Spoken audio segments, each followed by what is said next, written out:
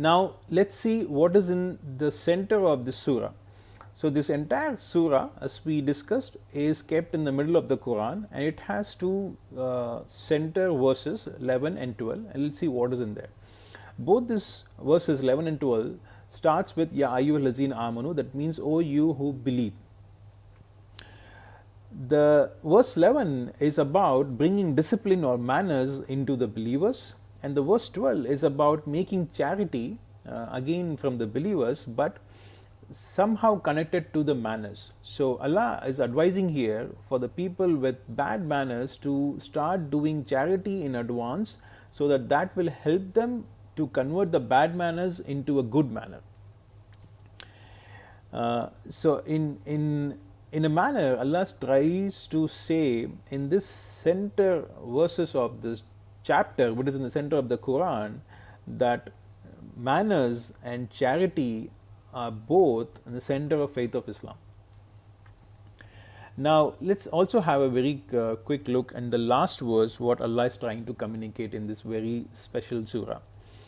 He starts by saying that people who believe in Allah and the last day will not love those who resist Allah and His Messenger. In the first piece of it, he says Allah and the last day, but in the next part of the same verse, he says Allah and the Messenger, because he knew that some people might believe in the last day but not in the Messenger, so he decided to keep Allah and the Messenger in the second part of it. Subhanallah. And in the continuation of the same verse, he says, this is why he's talking about the believers. He says, for such people, he has written faith in their hearts.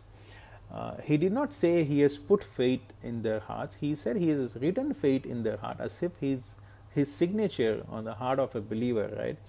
So if you try to connect with the first verse where he says that he hears and sees things, and in the last verse he says he is writing faith on the heart. Subhanallah. He also says that these kind of people who are the believers belong to Allah's party, and when they will enter into gardens, the paradise, Allah will be more pleased with them before they could be pleased with Allah subhanahu wa ta'ala. What a beautiful way to end a surah, which starts with women's complaint of getting abused from her husband, and ends with a statement about believing people in Allah and the last day and the Messenger, and what kind of reward they will get from Allah subhanahu wa ta'ala by being pleased by Allah subhanahu wa ta'ala and being by part of his party. One more special note here is that this, again, Quran is timeless, so this surah was before us and it will be after us till end of this day, till end of humanity. Somebody will be reading this beautiful surah every single day, and till that time the entire humanity or the entire Muslim Ummah will be constantly remembering the name of Khawla bint Talaba radiallahu ta'ala anhu, and such a wonderful woman. Allah has given her such a beautiful respect